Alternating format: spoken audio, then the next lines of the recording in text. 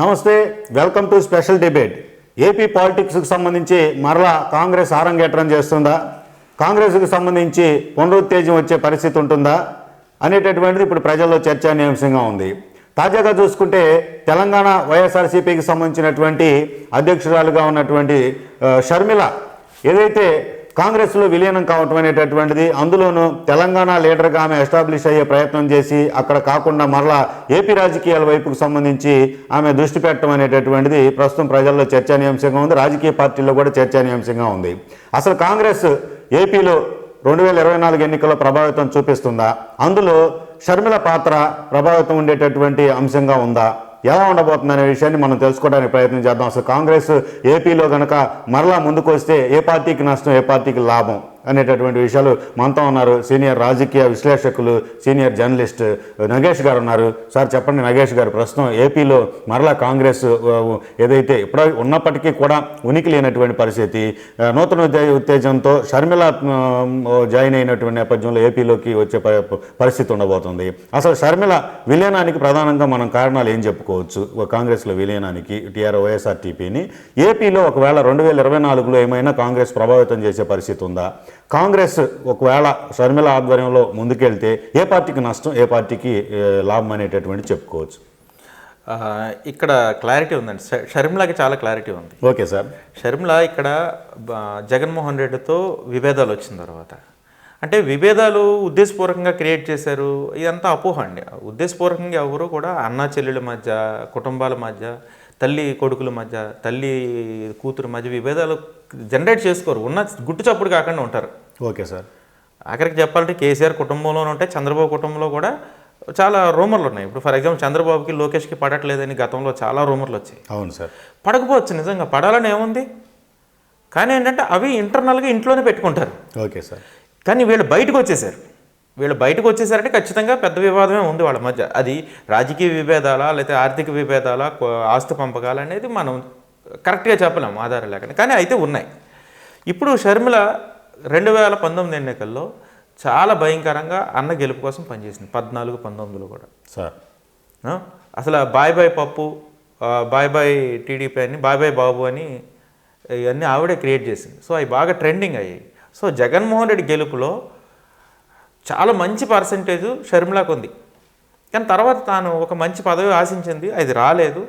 తను తెలంగాణ కోడలు కాబట్టి అక్కడికి వెళ్ళి అక్కడ ఒక ప్రయత్నం చేసింది. ఇక్కడ జగన్మోహన్ రెడ్డి చంద్రబాబు ఉండగా ఇక్కడ ఒక పార్టీ పెట్టి వెళ్ళడం అనేది సాధ్యంగానే పని. Okay sir. అందుకని ఒక వ్యూహాత్మకంగా వాళ్ళకి మంచి హైదరాబాద్లో మంచి ప్రాపర్టీస్ ఉన్నాయి. అనుకోకుండా అనిల్ గారిది అక్కడే నల్గొండ జిల్లా. ఓకే. అత్తగారి ఇల్లు కాబట్టి అక్కడి నుంచి ఒక విత్తనం వేసింది పొలిటికల్గా. Okay sir. వేసి ఒక భూమి క్రియేట్ చేసిన తర్వాత అక్కడ అందరూ తొందరపడి కాంగ్రెస్ పార్టీ వాళ్ళు క్యాచ్ చేశారు ఉన్న అవకాశాన్ని. ఓకే. క్యాచ్ చేసేయడానికి వాళ్ళకి ఛాన్స్ ఏంటంటే రాజశేఖర్ రెడ్డి చనిపోయే వరకు కూడా ప్రాణాలు కూడా కాంగ్రెస్ పార్టీలోనే వదిలాడు.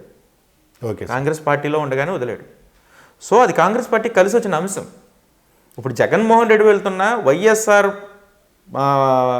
ఆశయ సాధన అనేది నిజంగా ఆ వైఎస్ఆర్ ఆశయ సాధనే కాదు. Okay sir. వైఎస్ఆర్ ఆశయ సాధన ఏంటి? కేంద్రంలో కాంగ్రెస్ని పెట్టడం, ఆంధ్రప్రదేశ్లో కాంగ్రెస్ పార్టీని గెలిపించడం. అవును సార్. సోనియామ్మ నాయకత్వంలో నడవడం. Okay sir. రాహుల్ గాంధీని ప్రధానమంత్రి చేయడం, ఇవన్నీ వైఎస్ఆర్ గారు చెప్పినవి. Okay sir. YS Rajasekhara Reddy గారు బతికున్నప్పుడు చెప్పినవి ఇవన్నీ కూడా. ఓకే.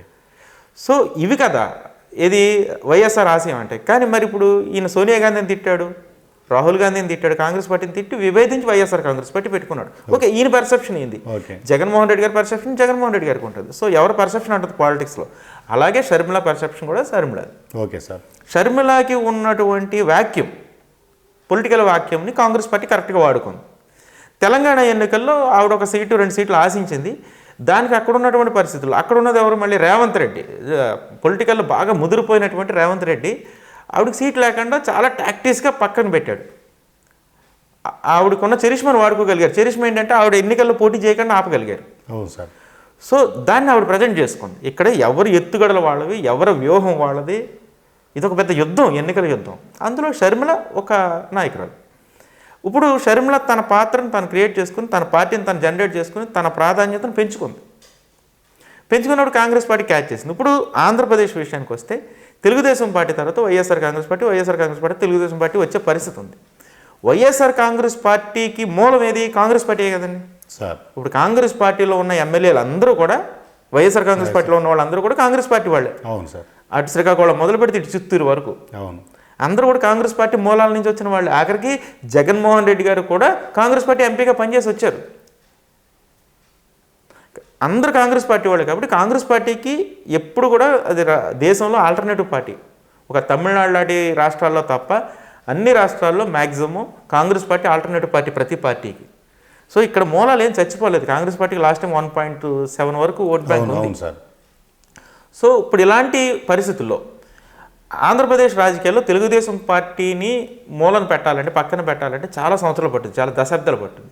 ఎందుకంటే వాళ్ళకి కొంచెం క్యాడర్ ఉంది, కార్యకర్తలు ఉన్నారు. నందమూరి వంశం నుంచి కానీ, చంద్రబాబు వంశం నుంచి కానీ వారసులు కూడా ఉన్నారు, వారసత్వ రాజకీయాలు మెయింటైన్ చేయాలనుకుంటే. కానీ వైఎస్ఆర్ కాంగ్రెస్ పార్టీకి ఆ పరిస్థితి లేదు. జగన్మోహన్ రెడ్డి గారికి వారసులు లేరు. అవును సార్. వేరే కుటుంబం నుంచి వస్తే ఏ ఒక్కళ్ళు కూడా యాక్సెప్ట్ చేయరు. అవును సార్. ఇప్పుడు జగన్మోహన్ రెడ్డి గారికి 2 అమ్మాయిలు, వాళ్ళు రాజకీయాల్లోకి వస్తారో లేదో ఇంకా తెలియదు. జగన్మోహన్ రెడ్డి గారు ఉన్నంతకాలం ఆ పార్టీ ఉంటుంది. ఆ తర్వాత అనేది ఒకవేళ ఆయన ఓడిపోయినా సరే ఆ పార్టీ నుంచి బయటకు వెళ్ళిపోతారు. ఇప్పుడు పదవి ఉన్నంతకాలమే ఎవరన్నా, జగన్మోహన్ రెడ్డి అయినా చంద్రబాబు నాయుడు అయినా, పదవి ఉన్నంతకాలమే వాళ్ళతో కలిసి నడుస్తారు నాయకులు. ఒక్కసారి పదవి పోయిందంటే అందరూ పక్కకు వచ్చేస్తారు. అవును, మా నాయకుడు మా దైవం, మా గుండె, మా ప్రాణం అని ఎప్పుడు అంటారంటే అధికారంలో ఉండి వీళ్ళకి పదవి ఇచ్చినప్పుడే. వీళ్ళకే పదవి లేకపోతే ఆయనతో ఎందుకుంటారు? అది జగన్మోహన్ రెడ్డి అయినా చంద్రబాబు నాయుడు అయినా ఎవరైనా సరే పక్కకు వస్తారు. కాంగ్రెస్ పార్టీని వదిలేసి రాలేదా? తెలుగుదేశాన్ని వదిలేసి ఎంతోమంది రాలేదా? వైసీపీని వదిలేసి టీడీపీలో గతంలో వెళ్ళిపోలేదా? టీడీపీని వదిలి వైసీపీలోకి రాలేదా? ఈ జంపింగ్స్ అనేవి అన్ని చోట్ల ఉంటాయి. అవును. అసలు జగన్మోహన్ రెడ్డి గారు లేకపోతే నేను లేను అన్నటువంటి మంగళగిరి ఎమ్మెల్యే రామకృష్ణారెడ్డి గారు ఆర్కే ఏం చేశాడు? ఓకే, పదవులు సీట్ లేదన్న, మంత్రి పదవి ఇస్తాన్నాడు ఆయనకి. బహిరంగ సభలో అనౌన్స్ చేశాడు, మడమ తిప్పని వంశం అన్నాడు జగన్మోహన్ రెడ్డి గారు. కానీ ఆయనకి మంత్రి పదవి ఇస్తానని చెప్పి మంత్రి పదవి 2 సార్లు ఇవ్వలే. ఓకే, ఆయనకి అన్యాయం జరిగింది కదా, అంటే హామీ ప్రకారం. అవును. అవును సార్. సో ఇప్పుడు ఆయనకి సీట్ లేదు, ఎమ్మెల్యే సీట్ కూడా లేదు. ఇప్పుడు గంజి చిరంజీవిని అభ్యర్థిగా ప్రకటించారు. సో ఇప్పుడు ఆయన మరి ఆల్టర్నేటివ్ చూసుకోవాలి కదా. ఇలాంటి ఆల్టర్నేటివ్స్ అందరూ కూడా కాంగ్రెస్ పార్టీలోకి రావాలంటే కాంగ్రెస్ పార్టీని నమ్మే నాయకత్వం, రాష్ట్రంలో నమ్మే ఒక నాయకత్వం, రేవంత్ రెడ్డి లాంటి స్టార్ బ్యాట్స్మెన్ ఒకళ్ళు కావాలి ఇక్కడ కాంగ్రెస్కి. ఇప్పుడు ఆంధ్రప్రదేశ్లో అలాంటి స్టార్ బ్యాట్స్మెన్ కాంగ్రెస్ పార్టీలో లేరు. ఇప్పుడు షర్మిలని ఆ ప్లేస్లో ఫిట్ చేస్తుంది కాంగ్రెస్ పార్టీ. సో ఇది కాంగ్రెస్ వ్యూహం, షర్మిల వాడుకుంటుంది. ఇది కాంగ్రెస్ పార్టీ పునరుత్తేజానికి ఉపయోగపడుతుంది. ఇప్పుడు 1.7% తక్కువ, 2% లోపల ఉన్నప్పటికీ షర్మిల వస్తే ఖచ్చితంగా ఒక వ్యూహాత్మకంగా అడుగులేస్తే ఆంధ్రప్రదేశ్లో. ఓకే, ఇప్పుడు ఈ అసంతృప్తివాదులు ఎవరైతే ఉన్నారో వైఎస్ఆర్ కాంగ్రెస్ పార్టీలు, వీళ్ళందరినీ లాగితే వాళ్ళకి 5,000, 10,000 ఓట్ బ్యాంక్ ఉంటుంది ప్రతి నియోజకవర్గం. Okay sir. అవన్నీ లాగితే కాంగ్రెస్ పార్టీ డిసైడింగ్ ఫ్యాక్టర్ అవుతుంది. దానివల్ల వైఎస్ఆర్ కాంగ్రెస్ పార్టీకి ఎక్కువ నష్టం. Okay sir. YSR Congress party ఓటర్లందరూ కూడా, నాయకులందరూ కూడా ఒకప్పుడు కాంగ్రెస్ వాళ్ళే. ఇప్పుడు ఇందులో ఉన్న అసంతృప్తివాదులు అందరూ టీడీపీకి వెళ్ళలేని వాళ్ళు ఖచ్చితంగా మళ్ళీ కాంగ్రెస్ పార్టీకి రావాలా సార్? ఇప్పుడుగా పోయినా 10 ఏళ్ల తర్వాత అయినా, 20 ఏళ్ల తర్వాత అయినా, ఎప్పటికైనా సరే వైఎస్ఆర్ కాంగ్రెస్ పార్టీకి మళ్ళీ ఆల్టర్నేటివ్ కాంగ్రెసే. Okay sir.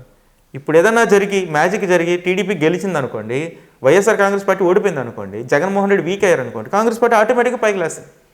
సార్, ఇప్పుడు మీరు చెప్పేదాన్ని బట్టి చూస్తే కనుక ఏదైతే నాయకత్వం వరకు షర్మిల చూసి వెళ్తారనేటటువంటిది ఉంది. ఇక్కడ సీట్ రాని వాళ్ళు కావచ్చు, లేదంటే కనుక భవిష్యత్ రాజకీయాలను కోరుకున్నటువంటి వాళ్ళు కావచ్చు, జగన్మోహన్ రెడ్డి దగ్గర దూరమైన గ్యాప్ వచ్చినటువంటి వాళ్ళు కావచ్చు, వెళ్ళే అవకాశం ఉంది. ఓటర్లు మారుతారు అనేటటువంటిది మనం ఎలా అంచనా వేయచ్చు అంటారు? సార్, ఓటర్లు ఎందుకు మారరు? 1983 ఈ రాష్ట్రంలో, ఈ దేశంలో ఉన్న ఓటర్లు అందరూ కాంగ్రెస్ కమ్యూనిస్టులే కదా. Okay sir. కాంగ్రెస్ కమ్యూనిస్టులు ఆంధ్రప్రదేశ్లో టీడీపీ వైపు వచ్చారా? టీడీపీ ఓడిపోయి మళ్ళీ కాంగ్రెస్ పార్టీ గెలిచిందా? కాంగ్రెస్ గెలిచి మళ్ళీ ఓడిపోయి టీడీపీ గెలిచిందండి. Okay sir. మళ్ళీ టీడీపీ ఓడిపోయి ఇప్పుడు వైసీపీ గెలిచిందా? అంటే ఓటర్లు మారుతున్నారు. ఓకే. ఈ ఓట్ బ్యాంక్ అంటే మనం జనరల్గా చూస్తే కనపడదు సార్.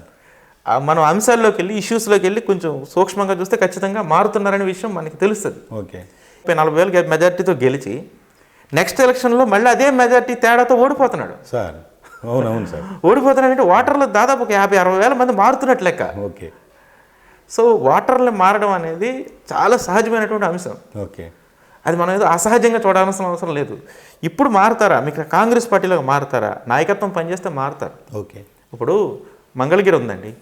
మంగళగిరిలో ఆళ్ల రామకృష్ణారెడ్డితో నాకు తెలిసి ఒక 5,000 మంది ప్రత్యక్ష ఓటర్లు ఉంటారు. Okay sir. కాంగ్రెస్ పార్టీకి 2-3 వేల మంది ఉంటారు. ఓకే. ఇప్పుడు వీళ్ళందరూ పనిచేసి మళ్ళీ రాజశేఖర రెడ్డి బొమ్మనే కాంగ్రెస్ వాళ్ళు తీసుకొచ్చి ఓకే. ఇదే రాష్ట్రంలో ప్రతి చోట ప్రతి ఊళ్ళోనూ అసలు పార్టీ ఇదేమో ఒరిజినల్ పార్టీ ఇది, ఓకే. రాజన్న వారసులు వీళ్ళే, రాజన్న వారసత్వం కాంగ్రెస్ పార్టీనే, సోనియమ్మే ఈ దేశాన్ని రక్షించగలదు అని మళ్ళీ ప్రచారం చేశారనుకోండి, గ్రామాల్లో సెంటిమెంట్ ఓటర్లు చాలామంది ఉంటారు. ఓకే. వాళ్ళందరూ మారుతారు. ప్రభావితం చేసే లోకల్ లీడర్స్ ఉంటారు, ఎంపీటీసీ, జడ్పీటీసీ, సర్పంచ్, తర్వాత లోకల్గా ఉండే బ్లాక్ లీడర్స్ కూడా ఉంటారు. కొంత వీళ్ళు కూడా చాలా ప్రభావితం చేస్తారు. వీళ్ళందరినీ కనెక్ట్ చేస్తారు, అట్రాక్ట్ చేస్తారు. ఓకే. ఈ నెట్వర్క్ టీడీపీలో తప్ప వైసీపీలో లేదు సార్. ఇప్పుడు గ్రామ స్థాయి నెట్వర్క్ వైసీపీకి లేదు. గ్రామ స్థాయిలో ఓటర్లు జగన్తో ఉన్నారు కానీ గ్రామ స్థాయి లీడర్లు జనంతో లేరు. Okay sir. ఎందుకంటే ఆ లీడర్లకు ఆ ఛాన్స్ జగన్మోహన్ రెడ్డి ఇవ్వలే. ఓకే. ఇప్పుడు ఆ ఛాన్స్ని కానీ కాంగ్రెస్ పార్టీ తీసుకుందనుకోండి, సార్ ఖచ్చితంగా ఓటర్ల కన్వర్షన్ జరుగుతుంది. Okay sir. ఒక 20,000 ఓటర్లు నియోజకవర్గం మొత్తమే మారనుకోండి, ఊరికి 100 మంది మారితే చాలు సార్. సార్ ఊరికి 50 మంది మారినా 100 గ్రామాలు ఉంటే ఓకే 5,000 ఓట్లు మారిపోతాయి. అవును సార్. 5,000 ఓట్లు మారాయంటే గెలుపోవడం తారుమారు అయిపోద్ది సార్. కాబట్టి ఖచ్చితంగా ఓటర్లు మారుతారు. ఓటర్లు ఎప్పుడూ ఆల్టర్నేటివ్ కోసం చూస్తారు. ఆల్టర్నేటివ్ చూసినప్పుడు టీడీపీ ఆల్టర్నేటివ్గా భావించలేకపోతే ఖచ్చితంగా వాళ్ళు కాంగ్రెస్కి వస్తారు. Okay sir. ఇక్కడే ఈ దేశంలో మారిన ఓటర్లు ఎవరని కమ్యూనిస్టులు, బహుజన పార్టీ, బీఎస్పీ అలాంటి పార్టీకి వేసేవాళ్ళు తప్ప మిగిలిన వాళ్ళందరూ మారుతూ ఉంటారు. ఓకే. వాళ్ళు కమ్యూనిస్ట్ పార్టీ వాళ్ళు కమ్యూనిస్ట్ పార్టీకి తప్ప ఇంక ఏ పార్టీకి వేయరు సార్. మిగిలిన వాళ్ళందరూ మారుతూనే ఉంటారు. మారకపోతే 2014 ముందు వైసీపీ లేదు కదా సార్. సార్ అవును. మరి వైసీపీకి ఈ 53% ఓట్ బ్యాంక్ ఎక్కడి నుంచి వచ్చింది? మారిందే కదా అంతా. ఓకే. ఓకే. 83 ముందు తెలుగుదేశం పార్టీకి 1% కూడా ఓటు లేదు, తెలుగుదేశం పార్టీయే లేదు. మరి ఒకేసారి అన్ని సీట్లు ఎలా వచ్చాయండి? సార్ ఈ దేశంలో కాంగ్రెస్ పార్టీ 24 సీట్లకు పోయిన సందర్భం ఉంది ఉమ్మడి ఆంధ్రప్రదేశ్లో. ఓకే. అలాగే 294కి మళ్ళీ 200 సీట్లు సంపాదించిన సందర్భం కూడా ఉంది. Okay sir. ఈ రాజకీయ పార్టీల్లో జాతీయ పార్టీలకు అప్ అండ్ డౌన్స్ చాలా సహజం. ఓకే. ఇప్పుడు బీజేపీ గతంలో 96లో కేవలం 2-3 సీట్లే ఉండి మరి 303 సీట్లకి వెళ్ళింది ఎంపీ స్థానాలు. మరి ఇంతమంది ఓటర్లు ఎక్కడి నుంచి వచ్చారు? కన్వర్షన్ ఓటింగే. కాబట్టి ఎవరైతే ప్రభావితం చేయగలరో గ్రామ స్థాయి వరకు ఖచ్చితంగా ఆ పార్టీ గ్రామ స్థాయిలో బలోపేతం అవుతుంది, ఆ పార్టీకి ఓటర్లు వస్తారు. ఇది కాంగ్రెస్ పార్టీకి మంచి ఛాన్స్ ఉంది. ఇప్పుడు విజయవాడలో సెంట్రల్ నియోజకవర్గం నుంచి మల్లది విష్ణుకి సీట్ ఇవ్వలే సార్. మల్లది విష్ణు కాంగ్రెస్ పార్టీని ఎంచుకుంటే మల్లది విష్ణు వర్గం అంతా ఆల్మోస్ట్ వెళ్ళిపోతారు కదా. ఇప్పటివరకు అంటిపెట్టుకున్న కార్పొరేటర్లు, సీట్ రాని కార్పొరేటర్లు, ప్రత్యర్థులు, ఉన్న అధికార పక్షాలని అంటే ఇప్పుడు టీడీపీని కానీ వైసీపీని కానీ వ్యతిరేకించే నాయకులు కూడా ఉంటారు. ఓకే. ఒక ఎంపీటీసీ స్థానం తీసుకుంటే అక్కడ టీడీపీకి ఒక ఎంపీటీసీ అభ్యర్థి ఉంటాడు, వైసీపీకి ఒక ఎంపీటీసీ అభ్యర్థి ఉంటాడు. కానీ ఈ రెండింటిని సీట్లు ఆశించి నిరాశ చెందిన వాళ్ళు 10 మంది ఉంటారు. అవును సార్. ఈ 10 మందిలో ఒక 5గురిని క్యాచ్ చేయగలిగితే కాంగ్రెస్ పార్టీ పునరుత్తేజం వచ్చేది ఆటోమేటిక్గా. ఓకే. అది ఇప్పుడు కాకపోయినా 2029లో మళ్ళీ ఖచ్చితంగా ఆంధ్రప్రదేశ్లో కాంగ్రెస్ పార్టీకి మంచి స్థానాలు వస్తాయి. ఓకే. అందుకోసం ఇప్పుడు బేస్మెంట్ వేసుకుంటాం. కాబట్టి ఖచ్చితంగా కాంగ్రెస్ పార్టీకి షర్మిలకు మంచి చరిష్మా వస్తుంది. అంటే అప్రాపరేట్ ఓట్స్ వస్తాయా రాదనేది తర్వాత వీళ్ళ వర్కౌట్ని బట్టి ఉంటుంది. వాళ్ళ లెగ్ వర్క్ని బట్టి, వాళ్ళ ప్లానింగ్ని బట్టి, గ్రామ స్థాయికి వాళ్ళు వెళ్ళే విధానాన్ని బట్టి ఓట్లు ఉంటాయి. కానీ వాళ్ళకి ఛాన్స్ ఉంది. ఎందుకంటే షర్మిలాకి డబ్బులు లోటు లేదు. Okay sir. మరి తినలేని పరిస్థితి ఏం కాదు కదా. కోట్లకు పడగెత్తిన వాళ్ళే, ఇబ్బంది ఏం లేదు, కావాల్సినంత డబ్బు ఉంది. అనిల్ గారి దగ్గర కూడా మంచి డబ్బు ఉంది. ఓకే. ఇద్దరి దగ్గర మంచి డబ్బు ఉంది. ఎందుకంటే ఈ క్రిస్టియన్ ఫండ్స్, అనిల్ గారికి క్రిస్టియన్ ఫండ్స్ భయంకరంగా ఉంది. క్రిస్టియన్ ఓట్ బ్యాంక్ కూడా ఉంది. Okay sir. కోస్తాలో క్రిస్టియన్ ఓటర్స్ కూడా ఉన్నారు. Okay sir. వీళ్ళందరినీ కూడా ఒక తాటి మీద తీసుకురావడానికి ప్రయత్నం జరుగుతుంది ఖచ్చితంగా ఇంటర్నల్గా. ఈ బిషప్లని, ఫాదర్ని, పాస్టర్లని అందరిని అనిల్ గారు కూర్చోబెట్టాడు అనుకోండి ఇంటర్నల్గా. 19లో జరిగింది ఈ ప్రయత్నం, చాలా మంది తెలియదు. ఓకే. ఇంటర్నల్గా కూర్చోబెట్టి మన క్రిస్టియన్ కమ్యూనిటీని అంతనే మనం ఈ పార్టీకి వేయించండి అని వాళ్ళు కూర్చోబెట్టారు. అవును సార్. ఇంటర్నల్గా జరుగుతుంది, మనకు తెలియకనే జరిగిపోద్ది. అవును, మీరు చెప్పింది కరెక్ట్.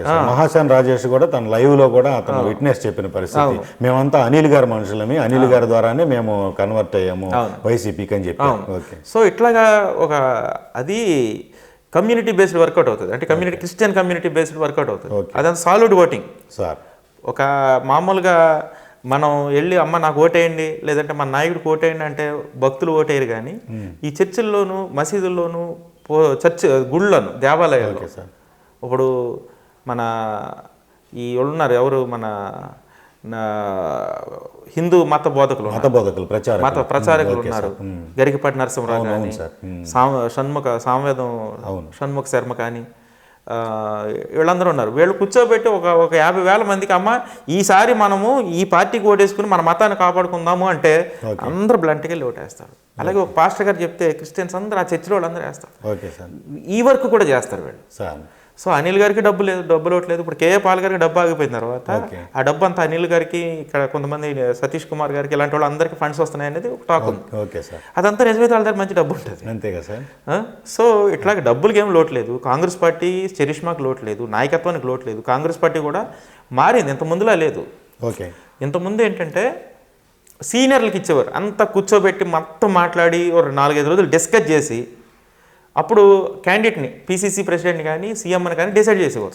దానికి ఒక పెద్ద ప్రాసెస్ నడిచేది, 10 రోజులు ప్రాసెస్ నడిచేది. అప్పుడు కూడా డిసైడ్ అవుతుందో లేదు, కుమ్ములాట్లు ఉండేవి, అన్నీ ఉండేవి. అంతా చేసి ఫైనల్గా ఎవడైతే సీనియర్ వాడికి ఇచ్చేవారు. ఇప్పుడు అట్లా లేదు. కాంగ్రెస్ పార్టీ చాలా మారింది. రేవంత్ రెడ్డి మొన్న కాక పార్టీలోకి వచ్చాడు. అతి తక్కువ టైంలో పీసీసీ ప్రెసిడెంట్ అయ్యాడు, సీఎం కూడా అయ్యాడు. కాంగ్రెస్ పార్టీలో సీఎం అవడం కన్నా పీసీసీ ప్రెసిడెంట్ అవడం కష్టం, కానీ త్వరగా పీసీసీ ప్రెసిడెంట్ అయ్యాడు, అంతమంది సీనియర్లు కాదు. At the same time CM కూడా సింగిల్ విండో సిస్టంలో అయిపోయింది. దానికి ఓ చర్చలు లేవు, ఉప చర్చలు లేవు, సమావేశాలు లేవు, డిస్కషన్స్ లేవు. ఇక్కడి నుంచి అందరూ డిసైడింగ్తోనే వెళ్ళారు, అక్కడే డిసైడ్ అయిపోయింది. ఇంకా చెప్పాలంటే బీజేపీ కన్నా ముందు సీఎం అభ్యర్థిని కాంగ్రెస్ పార్టీ డిసైడ్ చేసింది.